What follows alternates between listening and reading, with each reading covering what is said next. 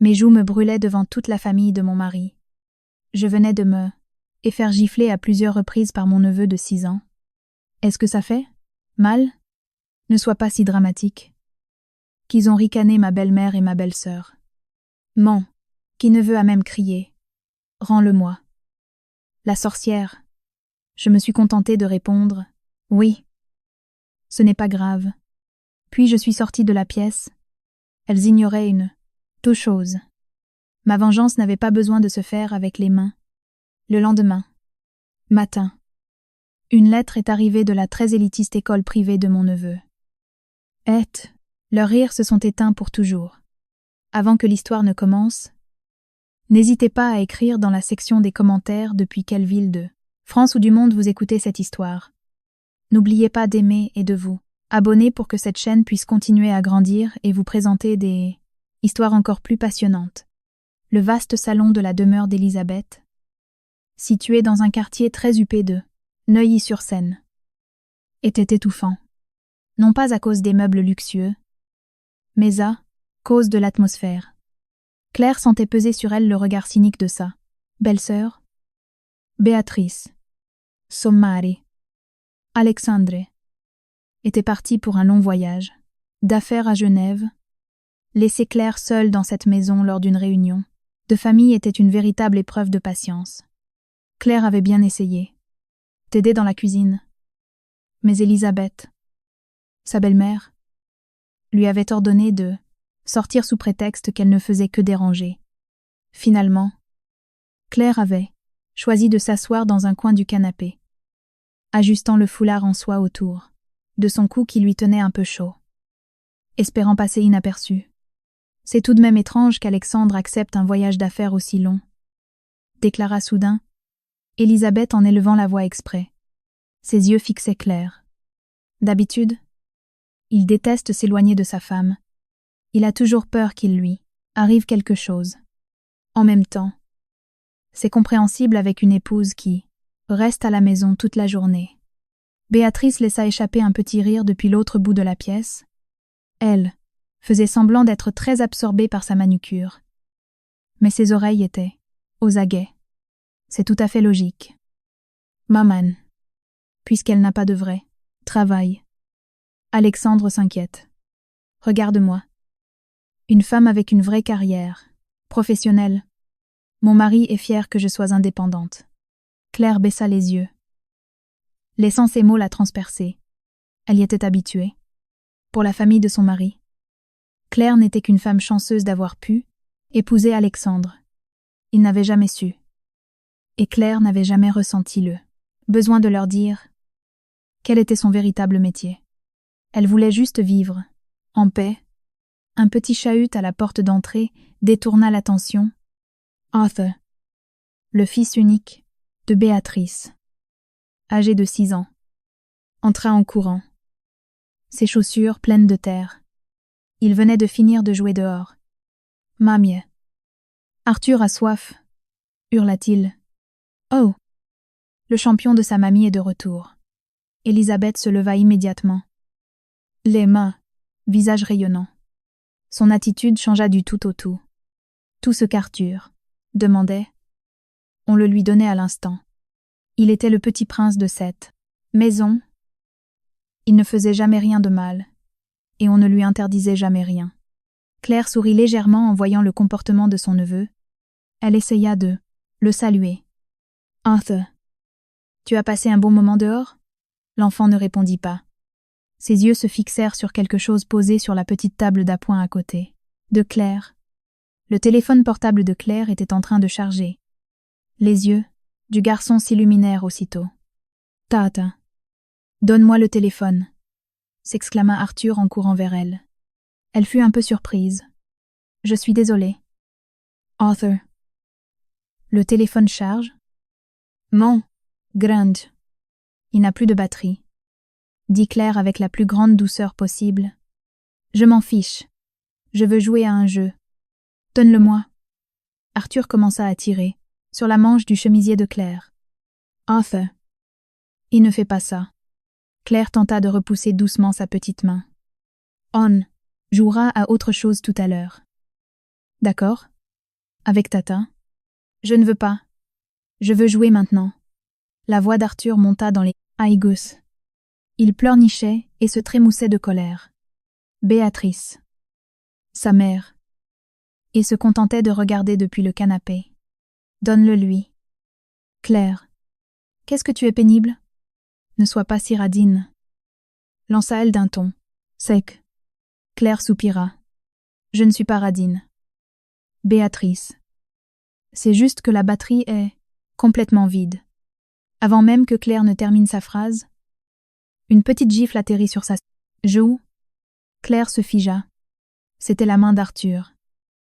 Le coup n'était pas très fort, mais suffisant pour la choquer profondément. Le salon plongea dans le silence.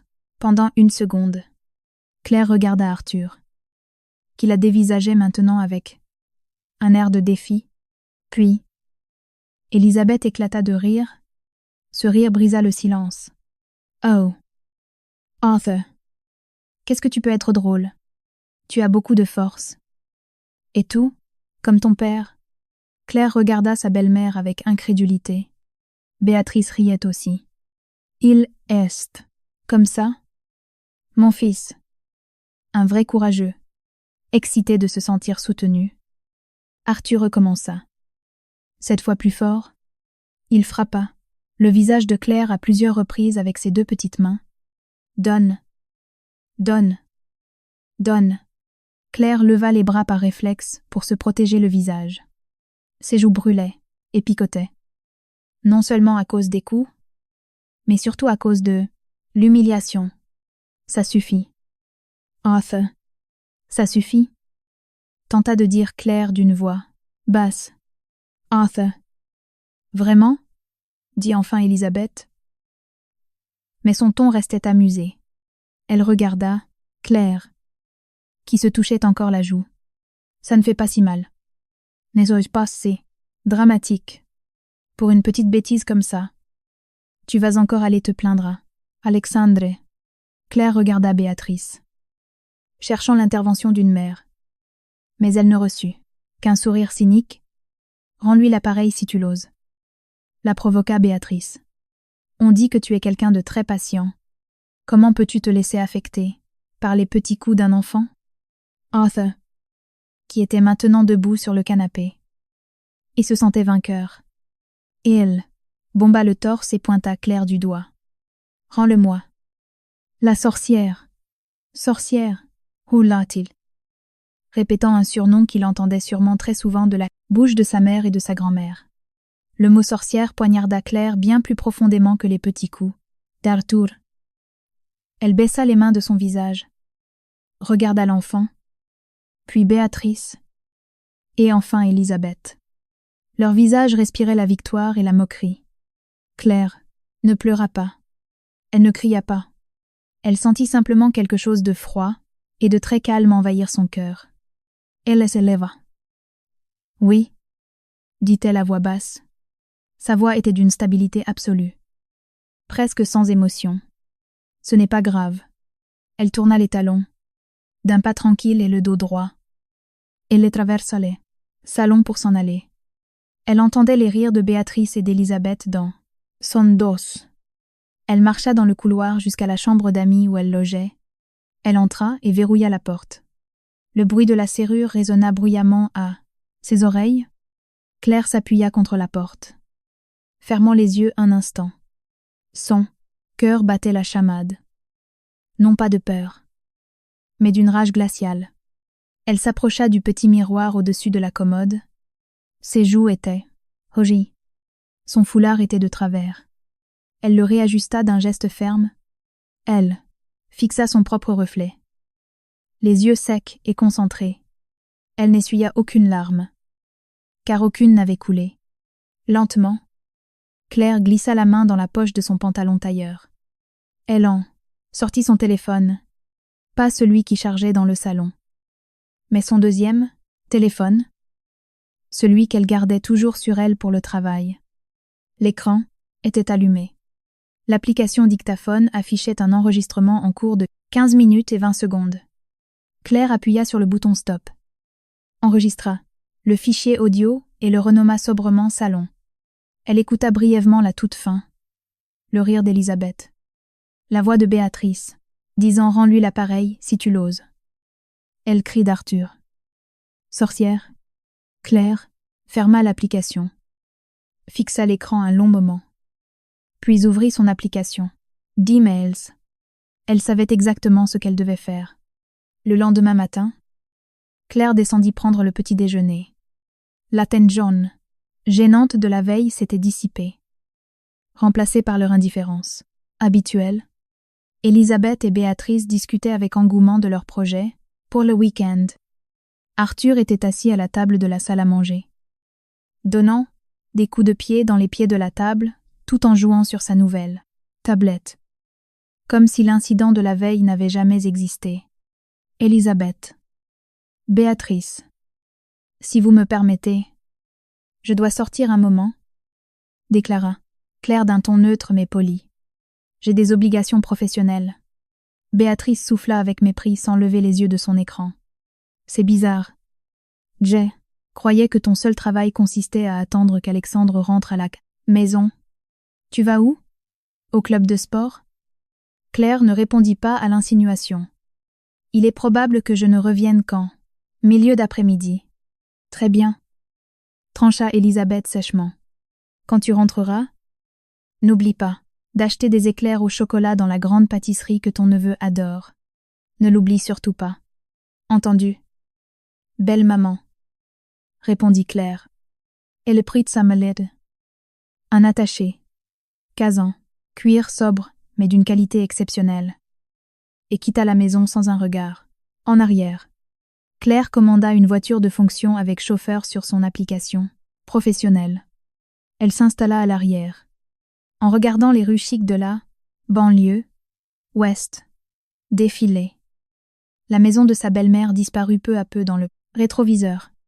15 minutes plus tard, le paysage changea. Les zones résidentielles laissèrent place à de denses quartiers d'affaires. 45, 2 minutes plus tard, la berline s'engageait sur le parvis de la Défense. Les immenses gratte-ciel de verre et d'acier se dressaient de tous côtés. La voiture s'arrêta devant le hall d'un bâtiment moderne et majestueux. Les mots « Tour Beaumont » étaient inscrits en élégantes lettres argentées au-dessus de l'entrée. Claire sortit de la voiture. En pénétrant dans le hall frais, habillée de marbre, son attitude changea du tout au tout. Ses épaules, légèrement voûtées chez sa belle-mère, étaient désormais parfaitement droites. Ses pas, d'ordinaire lents, devinrent rapides et pleins d'assurance. Son visage, auparavant inexpressif, irradiait à présent une aura d'autorité sereine. Le chef de la sécurité à l'entrée se redressa immédiatement. « Bonjour, Madame la directrice générale. »« Bonjour, Monsieur Garcia » répondit Claire avec un léger sourire. Elle n'eut pas à attendre aux ascenseurs publics. Elle se dirigea directement vers la rangée d'ascenseurs privés. Elle scanna son badge et les portes en métal. Brosser. S'ouvrir. L'étage de destination n'avait qu'un seul bouton. Le sommet de la tour. Les portes s'ouvrirent sur un vaste espace de réception privatif. Une jeune femme à l'allure impeccable. Son assistante de direction l'attendait déjà. « Bonjour, Madame Laurent », dit l'assistante prénommée Chloé. « Votre café est prêt, sur votre bureau. Le conseil d'administration est prévu à 10 heures. La présentation des fonds de recherche à 13 heures. Merci. Chloé, veuillez préparer tous les dossiers pour le conseil. » Ordonna Claire en se dirigeant vers les immenses doubles portes en bois précieux au fond de la pièce. Claire entra dans son bureau. La pièce était spectaculaire. Dotée d'immenses baies vitrées offrant une vue imprenable sur tout Paris depuis les nuages. C'était son monde. C'était sa véritable identité. Claire posa sa mallette et s'installa dans son imposant fauteuil en cuir. Elle était Claire Laurent, la présidente directrice générale de la Fondation Beaumont. Une gigantesque institution philanthropique gérant des fonds de plusieurs centaines de millions d'euros. Cette fondation octroyait des bourses d'études complètes à des enfants brillants, finançait des recherches scientifiques de pointe et construisait des écoles dans les zones défavorisées. La famille d'Alexandre ignorait tout de cela. Alexandre lui-même pensait seulement qu'elle travaillait pour une petite association caritative, un boulot social qui ne rapportait presque rien. Claire ne l'avait jamais détrompée. Elle tenait à sa vie privée. Elle ne voulait pas qu'Élisabeth et Béatrice deviennent, soudain mielleuses avec elle, uniquement pour son argent et son statut. Elle voulait être respectée pour ce qu'elle était, pour être la femme de leur fils et frère, chose qui, de toute évidence, n'était jamais arrivée. Claire but une gorgée de son café et ouvrit son ordinateur portable. Des centaines d'emails l'attendaient. Elle travailla avec rapidité et efficacité, validant des financements, corrigeant des propositions, répondant à des doyens d'université. Ici, sa parole était d'or. Ici, sa signature pouvait changer la vie de milliers de personnes. À 9h30, Chloé entra dans le bureau. « Madame, pardonnez mon interruption. Les dossiers pour le conseil d'administration sont prêts. Mais il y a un dossier urgent qui vient d'arriver du comité de sélection des bourses. Ilokma nécessite votre validation immédiate. De quel dossier s'agit-il ? Demanda Claire, les yeux toujours fixés sur son pen. Écran. C'est la liste finale des bénéficiaires de la Grande Bourse Beaumont pour l'Institut privé d'excellence de l'année scolaire à venir. Claire releva la tête. L'Institut privé d'excellence. L'école privée la plus chère, la plus élitiste et la plus difficile d'accès du pays. L'école partenaire, qui faisait la fierté de sa fondation. Claire savait que Béatrice se vantait. Depuis des mois qu'Arthur avait réussi les tests d'entrée de ce prestigieux établissement. Claire s'était toujours demandé comment Béatrice pouvait assumer des frais de scolarité s'élevant à plusieurs dizaines de milliers d'euros par an. Il s'avérait que Béatrice avait postulé pour une bourse complète, de la Fondation Beaumont, destinée uniquement aux familles sans ressources, disposant d'un enfant au potentiel exceptionnel. Claire avait la certitude que Béatrice avait falsifié ses déclarations de revenus. Tous les candidats ont passé les vérifications d'usage. Continua Chloé. Il n'est qu'un seul nom signalé en rouge par le comité d'éthique. Il nécessite votre examen final avant validation officielle. Chloé posa un épais dossier bleu sur le bureau en chaîne massive de Claire. Celle-ci l'ouvrit lentement. Son regard se posa immédiatement sur le nom en haut de la page. Nom de l'élève, Arthur Morel. Nom du responsable légal, Béatrice Morel. Claire resta silencieuse. Son cœur battait à un rythme lent et régulier. L'ironie de la situation était parfaite. « Pourquoi est-il signalé en rouge ?» demanda Claire en gardant une voix parfaitement neutre. « Le rapport nous est parvenu hier soir. »« Madame, il y a un signalement pour violation de notre code d'éthique par l'un de nos enquêteurs de terrain qui a effectué une visite de voisinage incognito. Notre équipe rapporte que l'environnement familial de cet enfant est en totale contradiction avec les valeurs prônées par la Fondation. Il est noté que la responsable légale, sa mère, éduque l'enfant dans un climat encourageant l'agressivité, le manque de respect absolu et des comportements humiliants envers autrui. » Chloé pointa du doigt une petite note en annexe. Le rapport stipule même qu'il y a des preuves que cette responsable légale soutient activement les actes de violence physique et commis par son enfant contre d'autres membres de la famille. Claire lut la note. Sa main glissa doucement vers le tiroir de son bureau. Le comité d'éthique recommande une révision approfondie, précisa Chloé. Mais la décision finale vous appartient. Si vous êtes d'accord, cette bourse peut être annulée sur le champ. Claire referma le dossier et regarda le paysage parisien face à elle. Les immeubles luxueux ressemblaient à des maquettes d'ici. Elle repensa aux paroles de Béatrice de la veille. « Rends-lui l'appareil si tu l'oses. » Elle repensa au rire d'Élisabeth. « Ça ne fait pas si mal. Ne sois pas dramatique. » Elle l'entendit. Le cri d'Arthur résonnait dans sa tête. « Sorcière. » Claire sortit de son étui un précieux stylo-plume à l'encre noire intense. Elle rouvrit le dossier à la page des décisions finales. Merci. Chloé. Je vais me charger personnellement de ce dossier, dit Claire. J. vous prie de programmer une réunion d'urgence avec le comité d'éthique de l'école et notre pôle juridique immédiatement après le conseil d'administration. Entendu. Madame, répondit Chloé avant de sortir de la pièce. Claire se retrouva seule.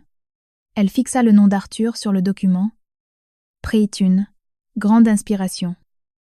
Puis, d'une main ferme, écrivit quelques mots sur la page. Un très léger sourire apparut sur ses lèvres. Ce n'était pas un sourire chaleureux. C'était le sourire de celle qui tenait les clés du royaume. Après le départ de Claire de la maison, l'air dans le salon sembla plus léger, pour Béatrice et Élisabeth. Le boulet nommé Claire n'était plus là. Elles reprirent leur sujet de conversation favori. À quel point Alexandre avait de la chance d'avoir une famille comme elle. Et à quel point il était à plaindre d'avoir une épouse comme Claire. Il n'y a qu'à la regarder. Souffla Béatrice, en s'appliquant une nouvelle couche, de vernis rouge vif. Dès qu'on aborde la question du travail, elle fait profil, basse, à tous les coups. Elle fait du bénévolat dans une association de quartier, et elle est payée en sourire. Élisabeth laissa échapper un petit ricanement. Chut. Ne dis pas ça. Laisse-la, tranquille. Le plus important, c'est qu'Alexandre n'oublie pas sa mère, et qu'il continue de m'envoyer de l'argent tous les mois. S'il devait compter sur le salaire invisible de sa petite femme, comment pourrait-il s'en sortir? C'est bien pour ça. Maman. Que je répète toujours à Alexandre qu'il aurait dû chercher une femme de son rang, issue de la bonne société parisienne, avec de la classe. Quelqu'un de notre milieu, affirma Béatrice. Elle souffla sur ses ongles, fraîchement peints. Pas une fille qui n'apporte à la famille qu'une mine triste, et des foulards ringards. Élisabeth hocha la tête avec satisfaction. Heureusement que notre lignée a toujours eu de la prestance. Il n'y a qu'à voir Arthur. Ce petit est un génie. Le portrait craché de son père, bien sûr, de sa grand-mère. Béatrice sourit de toutes ses dents. C'était son sujet préféré. Arthur. Sa plus grande réussite. Évidemment. Maman. Nous n'avons pas la même éducation. Et bientôt tout le pays le saura. Béatrice attrapa son téléphone portable sur la table de basse. Son visage rayonnait. C'est aujourd'hui l'annonce officielle. Arthur Est, formellement admis à l'Institut privé d'excellence. La meilleure école de toutes. La France. Tu te rends compte? Maman, rien que les frais de dossier coûtent une fortune. Mais mon petit Arthur... Béatrice laissa volontairement sa phrase en suspens. Ses yeux brillaient d'excitation théâtrale. Il y entre avec la bourse, complète Beaumont. La bourse la plus prestigieuse qui soit. Élisabeth frappa doucement dans ses mains. Oh! Qu'il est intelligent, le petit-fils à sa mamie. Une bourse? C'est incroyable. Ça veut dire qu'il a été reconnu comme l'enfant le plus brillant de sa génération. Exactement, s'exclama Béatrice en se levant pour faire les 100 pas. Bien trop, surexcitée pour rester assise. Ce n'est pas une bourse pour les pauvres. Maman. C'est une bourse pour les talents exceptionnels. On m'a dit que sur des milliers de candidatures, seuls 3 enfants étaient retenus. Et Arthur en fait partie. Ils ont dit qu'Arthur était un investissement pour l'avenir de la nation. Imagine un peu. Béatrice oubliait opportunément qu'elle avait dissimulé les revenus réels de son mari grâce à une société écran, fraudant ainsi l'administration fiscale pour se faire passer pour un foyer modeste, nécessitant une aide urgente. Dans son esprit, ce petit mensonge administratif était complètement effacé par le fait qu'Arthur avait effectivement réussi ses tests scolaires. Pour elle, cette fraude n'était qu'une simple formalité pour obtenir ce qui leur revenait de droit. Il faut absolument que j'appelle tante Sophie tout de suite. S'emballa Béatrice. Ses doigts tapotaient frénétiquement sur l'écran. C'est elle qui osait dire du mal d'Arthur l'année dernière. en disant qu'il était trop agité. Elle va voir de quel bois on se chauffe. Elle lança un appel vidéo. Très vite. Le visage d'une femme d'une soixantaine d'années apparut à l'écran. Bonjour. Béatrice. C'est rare que tu m'appelles en pleine matinée. Que se passe-t-il? Coucou, tante Sophie. Oh. Je suis sur un petit nuage. Minaudait Béatrice avec exagération. Derrière elle, Elisabeth faisait de grands sourires, lui faisant signe de monter. Les volumes. Sur un nuage? Pourquoi? Tu as gagné au loto? Béatrice gloussa, bruyamment. Non. Tata. C'est bien mieux que le loto. Il s'agit de l'avenir de mon fils. Arthur. Ah. Arthur. Qu'y a-t-il? Il change d'école? L'école de votre quartier? Béatrice prit une grande inspiration, prête à porter le coup de grâce. Non. Tata. Arthur a été admis à l'Institut privé d'excellence. Il y eut un long silence. Le visage de tante Sophie semblait perplexe. Lequel? L'Institut d'excellence. Celui du 16e arrondissement. L'école des enfants de ministres et de diplomates. Le sur-mesure, jubilait Béatrice. Exactement. L'école des futurs leaders de ce monde. Et devine combien nous allons payer? Tata? C'est hors de prix? Non? 0 €. Tata, hurla presque Béatrice. Arthur a décroché la bourse intégrale de la Fondation Beaumont. La direction de l'école et la fondation ont dû intervenir en personne. Ils m'ont dit qu'on ne pouvait pas gâcher un tel potentiel. Il devait absolument étudier dans le meilleur environnement possible. Elisabeth s'approcha de l'écran pour intervenir. Le talent, c'est dans nos gènes. Sophie, bien sûr que c'est un petit génie. Il n'est pas fait du même moule que les autres. Le visage de tante Sophie pâlit. Elle était visiblement dévorée par la jalousie. Ah. Eh bien. Félicitations. C'est impressionnant pour Arthur. Bien sûr, dès qu'Alexandre rentrera de voyage, nous allons organiser une réception somptueuse pour fêter ça. Je veux l'afficher devant tout le monde. Surtout, devant Claire. Il faut bien qu'elle comprenne la différence de classe sociale qu'il y aura entre ses futurs enfants et le mien, ajouta Béatrice, oubliant que Claire n'avait même pas encore d'enfant. Après avoir accroché au nez de tante Sophie, Béatrice ne se sentait toujours pas rassasiée. Il fallait que le monde entier soit au courant. Elle ouvrit la galerie photo de son téléphone. Elle sélectionna une image d'Arthur prise la semaine dernière, lorsqu'il avait essayé son nouvel uniforme de l'école qu'elle avait déjà acheté en avance. Même si l'annonce officielle ne tombait qu'aujourd'hui, elle se connecta à ses réseaux sociaux, sur le compte suivi par toutes ses amies de la bonne société parisienne et tous ceux qu'elle cherchait à impressionner.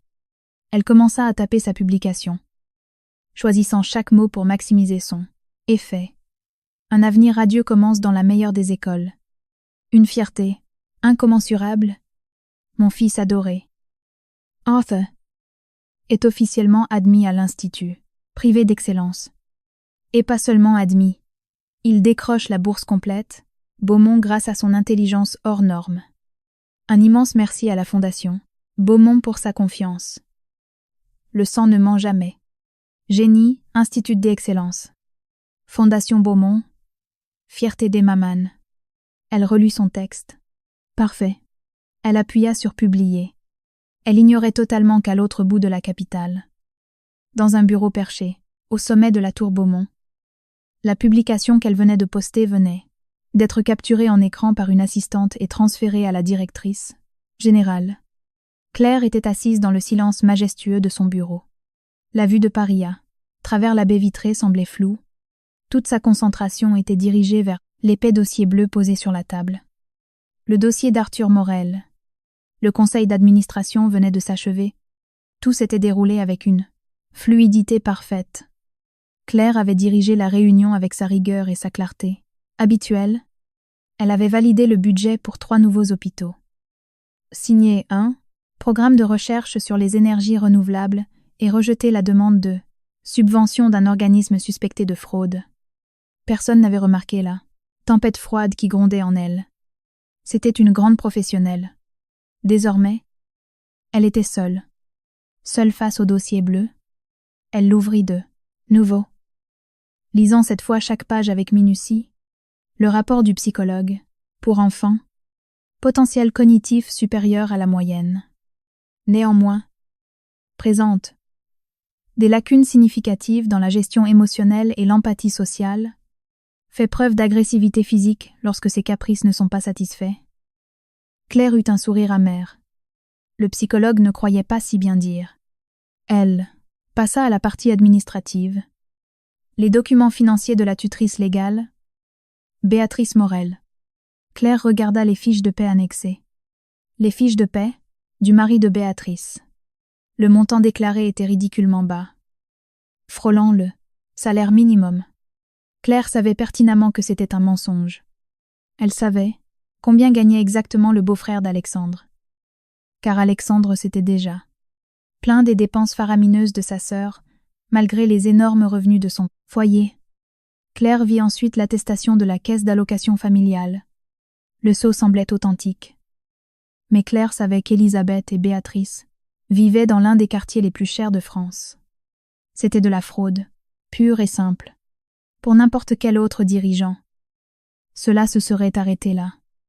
La fraude fiscale était un motif suffisant pour évoquer une bourse, mais Claire continua de fouiller.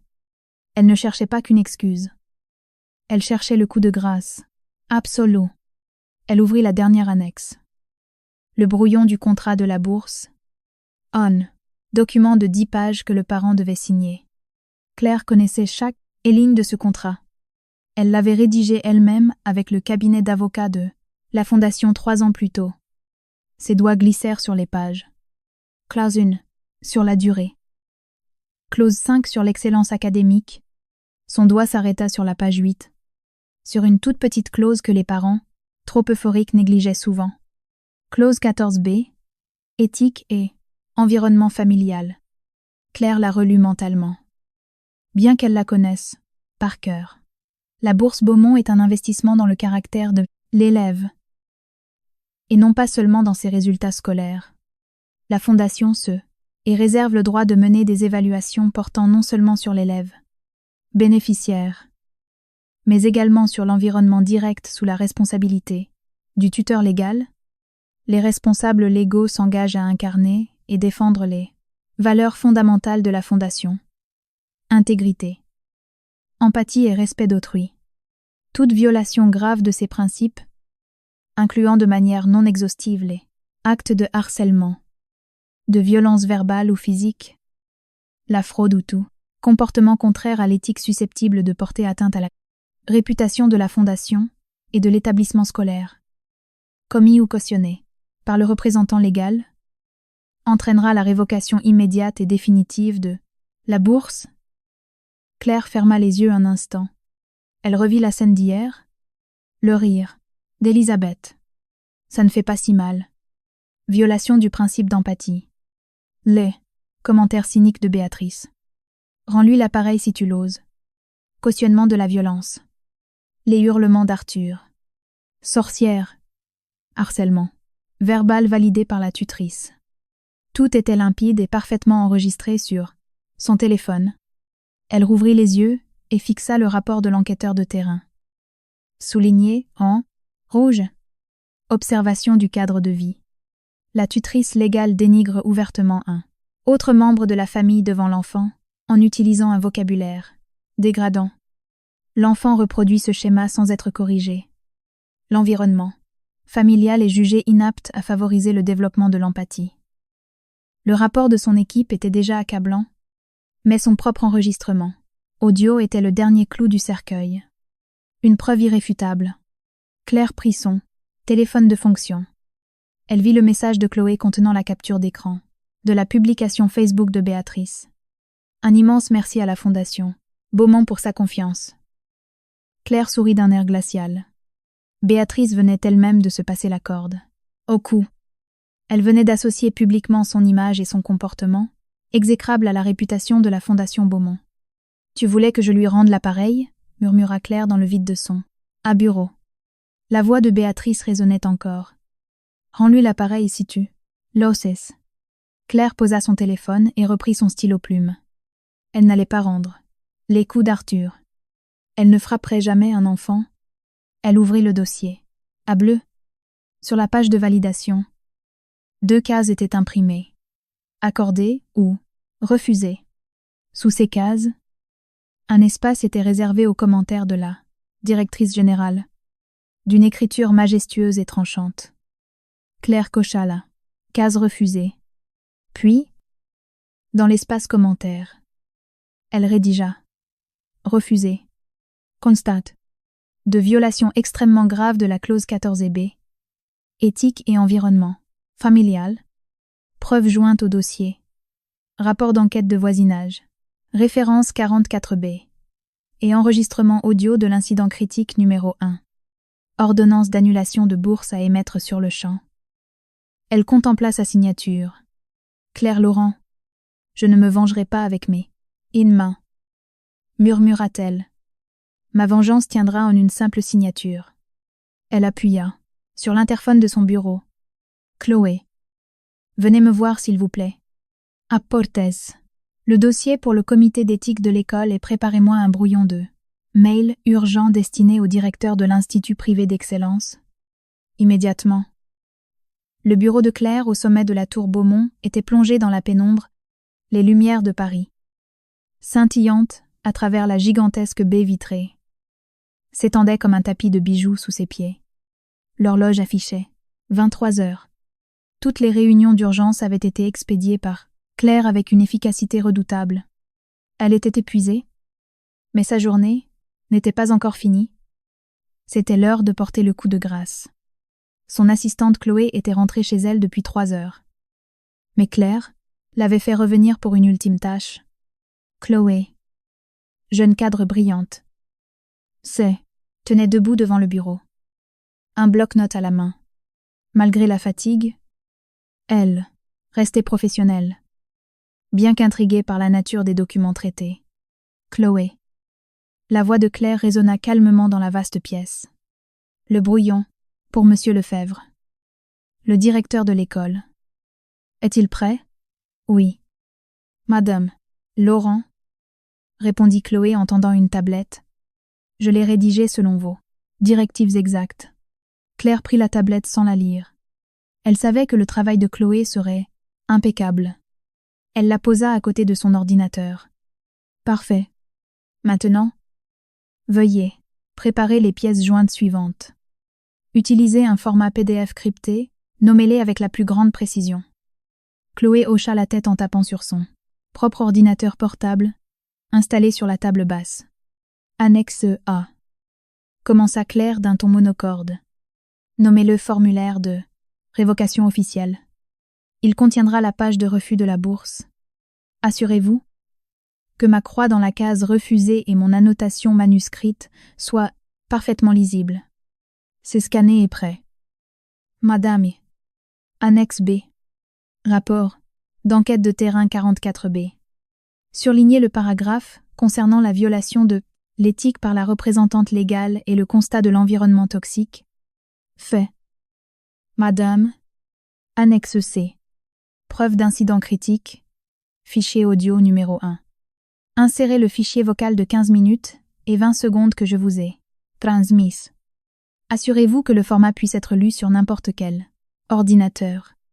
Les yeux de Chloé s'écarquillèrent une fraction de seconde au mot « audio ». Mais elle ne fit aucune remarque. C'est converti. Madame.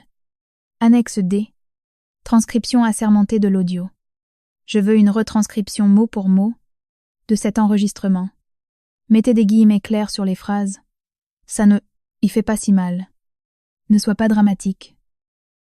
Rends-lui l'appareil si tu l'oses, et rends-le-moi. La sorcière. Attribuez les voix en fonction de l'analyse. Tutrice légale numéro 1 Béatrice Morel. Tutrice légale numéro 2 Elisabeth. Et élève Arthur Morel. À vos ordres. Madame. Le document est en cours de finalisation. Et enfin, annexe E. Preuve publique sur les réseaux sociaux. C'est la capture d'écran du post Facebook de la mère posté ce matin. Entourée en de rouge la partie où elle cite la Fondation Beaumont et l'institut privé d'excellence avec tant de fierté. Chloé travaillait vite. Ses doigts volant sur le clavier, en 10 minutes, tout était prêt et compilé dans un dossier compressé. Les 5 pièces jointes sont prêtes. Madame la directrice générale. Excellent. Claire ouvrit une nouvelle, à fenêtre d'email sur son ordinateur. Elle ne se servit pas du brouillon de Chloé. Elle voulait l'écrire elle-même. Elle tapa minutieusement les adresses des destinataires. À l'attention de Monsieur Henri Lefebvre, directeur de l'Institut privé d'excellence. Et de Madame Valérie, présidente du comité d'éthique de l'école. En copie au président du conseil d'administration de la Fondation. En copie invisible au cabinet d'avocat de la Fondation Beaumont. Ses doigts s'arrêtèrent un instant. Elle prit une profonde inspiration. Puis elle frappa les touches sans la moindre hésitation. Objet. Décision finale est urgente. Révocation immédiate de la bourse Beaumont. Dossier élève Arthur Morel. Violation majeure de la clause 14b. Monsieur le directeur. Madame la présidente du comité d'éthique. Faisant suite à notre cellule de crise de cet après-midi. La Fondation Beaumont vous notifie officiellement sa décision définitive concernant le dossier de candidature de l'élève Arthur Morel. Après un audit approfondi, incluant des rapports d'enquête de terrain et des preuves d'incidents critiques flagrants, la Fondation Beaumont a statué sur le refus catégorique d'octroi de ladite bourse, exigeant par conséquent la révocation immédiate de l'admission de l'élève au sein de l'institut privé d'excellence. Cette décision s'appuie sur la constatation d'une violation d'une gravité exceptionnelle de la clause 14b relative à l'éthique et à l'environnement familial. Clause pourtant acceptée et signée par la responsable légale.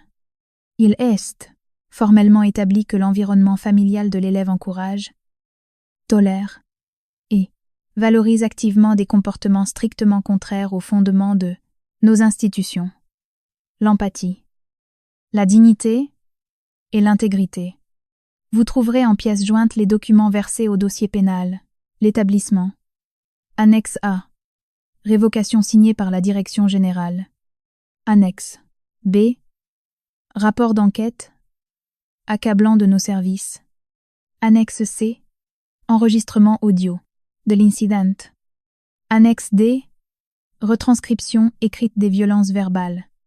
Annexe E. Publication publique de la tutrice légale associant notre nom à ces agissements. La Fondation Beaumont qualifie cet incident de faute lourde. Intégrer un élève, issu d'un environnement prônant la violence et le harcèlement, tout en ayant un recours à des fraudes fiscales avérées. SCF. Annexe B. Porterait un préjudice irréparable à l'écosystème de sécurité et d'intégrité de notre prestigieux établissement. Cette décision est immédiate, ferme et définitive.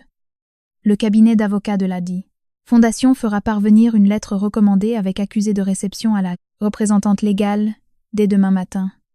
Nous vous remercions de votre totale coopération afin de préserver l'excellence de notre institution. Sincères salutations. Claire Laurent, directrice générale de la Fondation Beaumont. Claire relut le mail.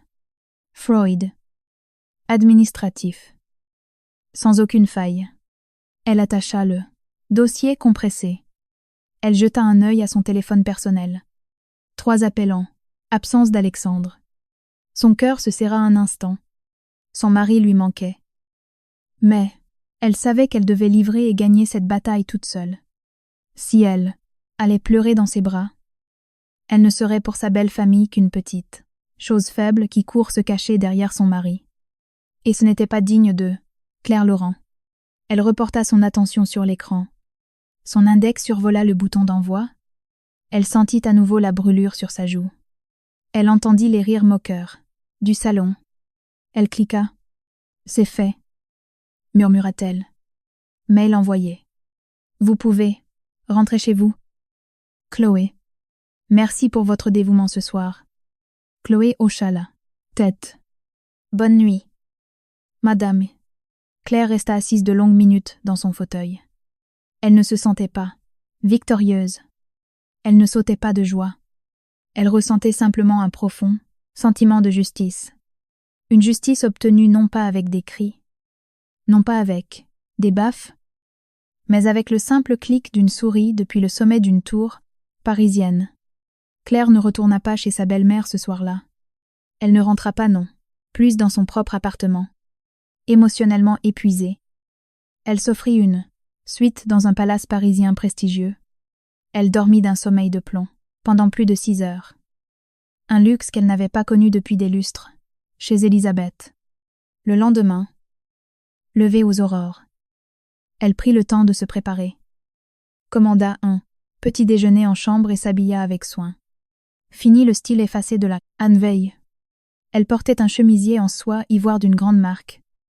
Anne, tailleur pantalon sombre sur mesure, et un carré de soie parfaitement noué. Son visage respirait la puissance de la femme d'affaires implacable. Elle décida de passer chez Elisabeth une dernière fois, uniquement pour récupérer sa valise et partir avant que Béatrice et la belle-mère ne se réveillent. Elle prévoyait de laisser un message à Alexandre pour qu'il la rejoigne chez eux. Mais son plan fut contrecarré. En ouvrant la porte d'entrée, avec son double des clés, elle tomba nez à nez avec Béatrice et Elisabeth. Déjà, installée dans la salle à manger, l'odeur du café et des croissants chauds flottait dans l'air. « Tiens donc !» lança Béatrice d'un ton venimeux. « Regardez qui voilà. Madame Daigne, enfin rentrée. Tu as passé la nuit où ?»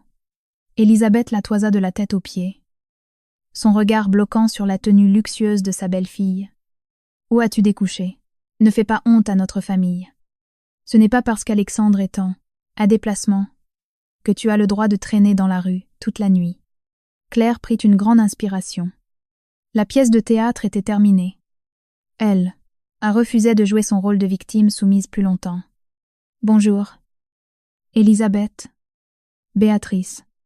Je viens simplement récupérer mes affaires. Je vais attendre Alexandre chez nous. » « Ah. Tu oses nous tenir tête maintenant ?» ricana Béatrice en se levant. Les bras croisés.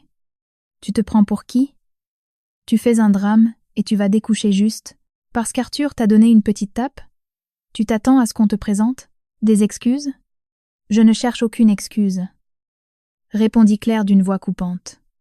Elle avança, d'un pas ferme vers la chambre d'amis, les ignorant superbement. Quel manque de savoir-vivre, hurla Elisabeth. On lui parle. Elle tourne les talons. Claire, je n'ai pas fini de te parler. Mais Claire continuait de marcher. Elle entra dans la chambre, attrapa sa petite valise cabine qu'elle avait déjà bouclée. Elle n'avait plus qu'à prendre son sac à main et son chargeur. Lorsqu'elle revint dans le hall d'entrée, Béatrice et Elisabeth l'attendaient de pied ferme, barrant presque le passage comme 2 gardiennes des enfers. « Pour qui tu te prends ? Claire, pour partir sans l'autorisation de ton mari ?» cracha Elisabeth avec hargne. « Mon mari sait très bien que je suis capable de m'occuper de moi-même, » répondit Claire avec un calme olympien. Fouillant dans son sac, « T'occuper de toi ? Tu vas surtout aller chouiner auprès d'Alexandre. » « Oui, » s'emporta Béatrice. « Tu ne sers à rien dans cette famille à part nous donner la migraine. Regarde-moi. Je suis une mère qui réussit tout ce qu'elle entreprend. Hier soir, mon post Facebook sur Arthur a reçu des centaines de likes. Tout mon carnet d'adresses m'a félicité. Toutes mes amies crèvent de jalousie. Aujourd'hui, je vais à l'école pour me pavaner devant les autres mères. Mon fils est un prodige, accepté avec la bourse suprême de la Fondation Beaumont. » Claire releva les yeux, gardant un visage de marbre. « Oh, c'est vrai ? Toutes mes félicitations. » L'indifférence totale de Claire fit bouillonner Béatrice de l'intérieur. Béatrice détestait que sa belle-sœur ne soit pas effondrée. Elle s'attendait à la voir pleurer à chaudes larmes après l'humiliation de la veille. « Tu es rongée par la jalousie. Avoue-le, se moqua Béatrice. C'est clair comme de l'eau de roche. Tu sais que tu ne pourras jamais te payer une école pareille si, un jour tu as la chance de tomber enceinte. Claire esquissa un très léger sourire. Ferma la fermeture éclair de son sac, luxueux, et rétorqua avec une politesse glaçante. Vous m'excuserez. Mais je dois vraiment y aller. Attends une minute. On n'a pas terminé. Mais à la fraction de seconde où Claire fit un pas vers la porte, la sonnerie de son téléphone portable retentit. Ce n'était pas la mélodie populaire de son téléphone personnel. C'était la sonnerie sobre et stricte et professionnelle de la ligne réservée aux plus hauts dirigeants. Le son trancha l'air pesant du vestibule. Par réflexe, Claire fouilla dans son sac. Elle avait oublié de mettre son téléphone professionnel sur silencieux. Les deux mégères se turent. Brusquement, leurs yeux tombèrent sur le téléphone que Claire sortait de son sac. Un modèle haut de gamme réservé aux professionnels, coûtant plus de 2 000 €. Très loin de l'image de la fille, sans le sou qu'elle s'était imaginé. Claire regarda l'écran.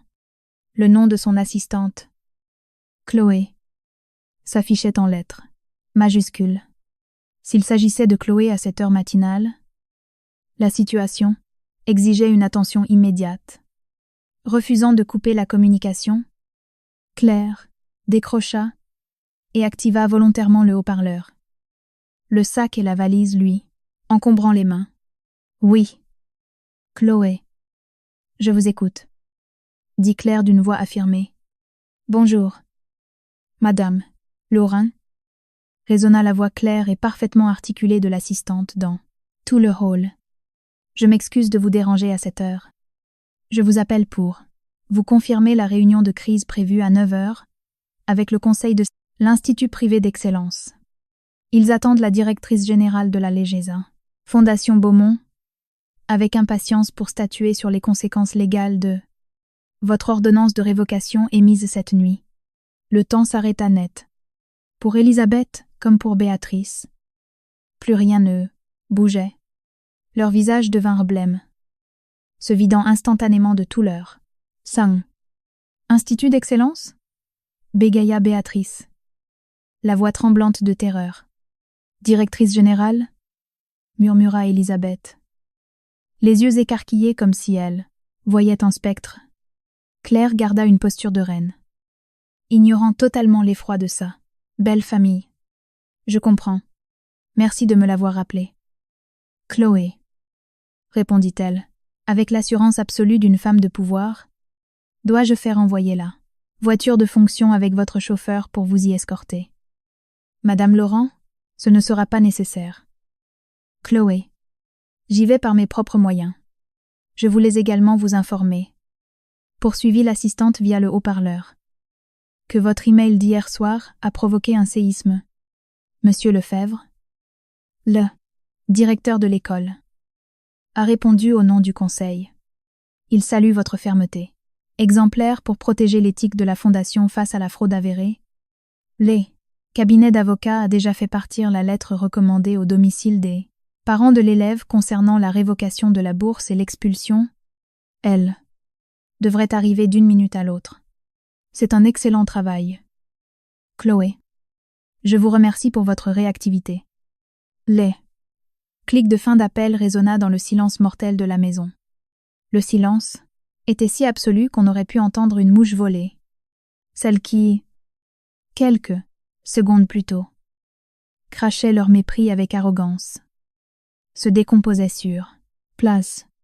Béatrice, foudroyée, dut s'appuyer contre le mur pour ne pas glisser sur le carrelage.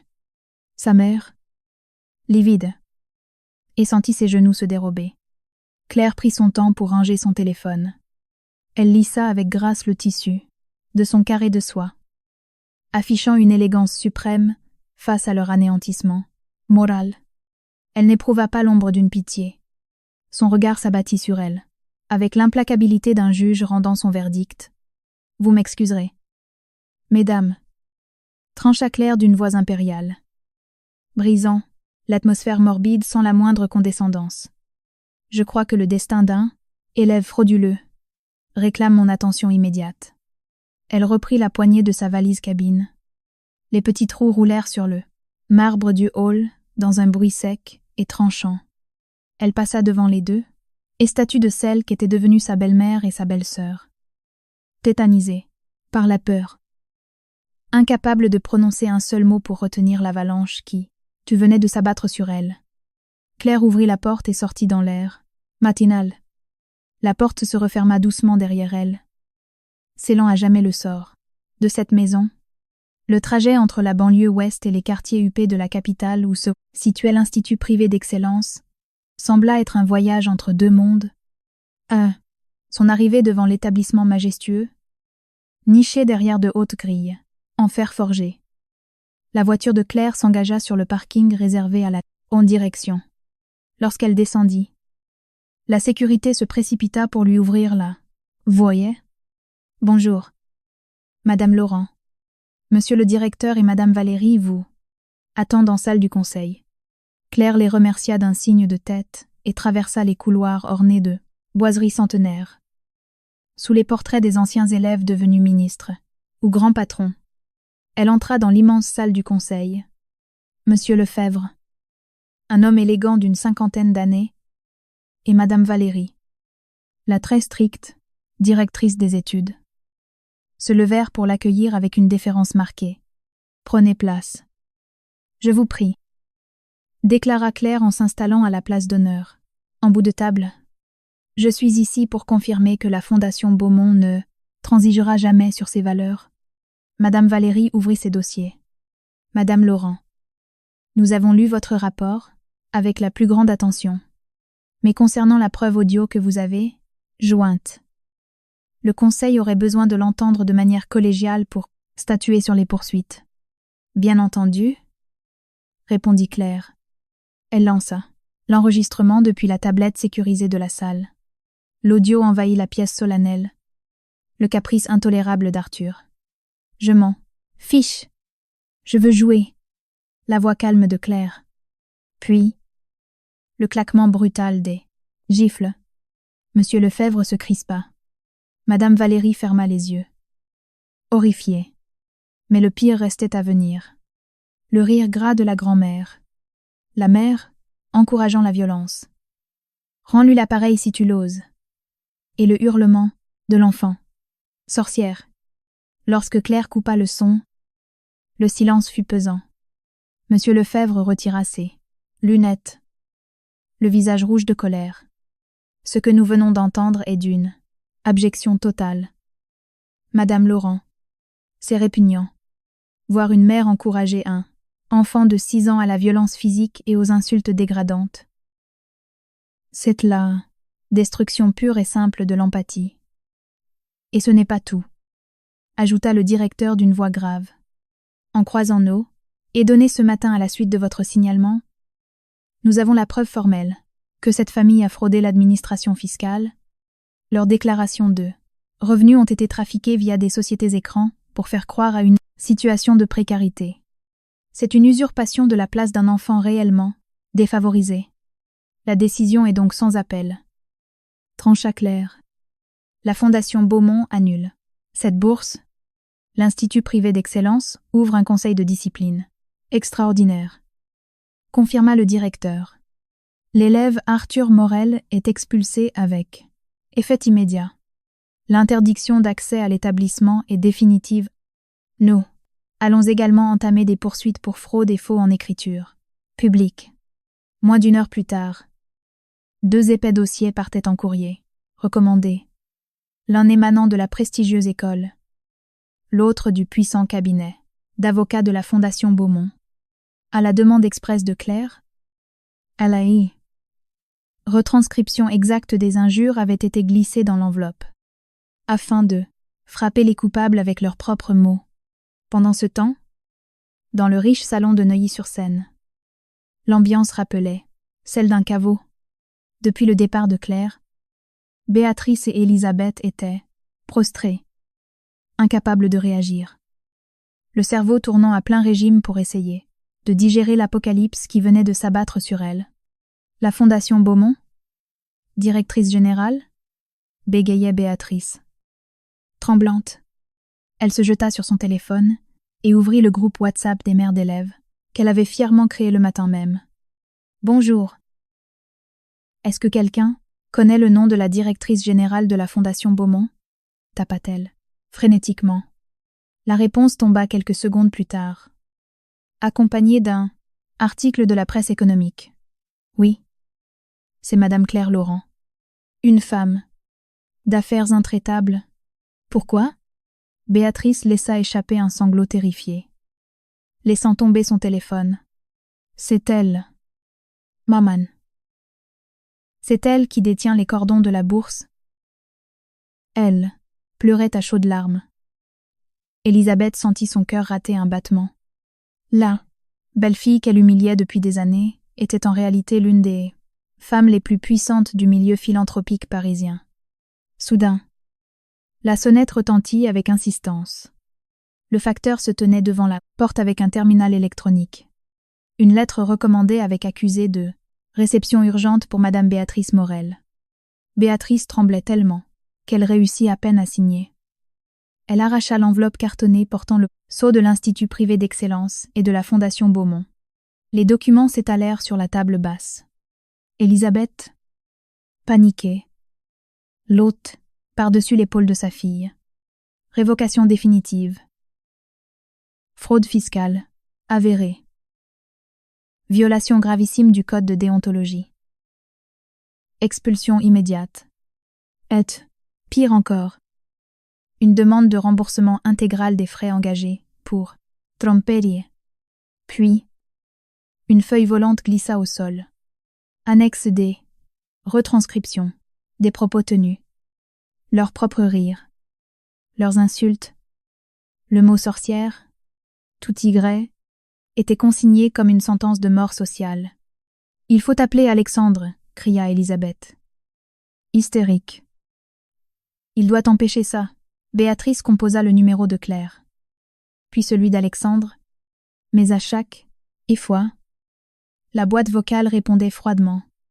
En plein vol retour, Alexandre était injoignable de son côté.